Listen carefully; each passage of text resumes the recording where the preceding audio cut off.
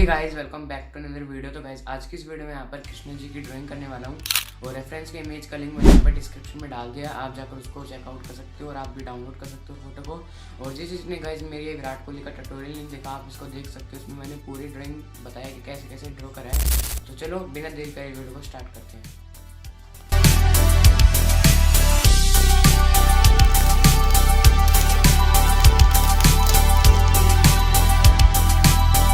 तो गाइज़ इस ड्राइंग को मैं यहाँ पर A3 साइज शीट पे कर रहा हूँ और इसलिए मैं यहाँ पर 3-3 का गैप छोड़ के मार्किंग कर रहा हूँ। अगर आप A4 पे कर रहे हो तो आप 2-2 का गैप छोड़ के कर सकते हो मार्किंग।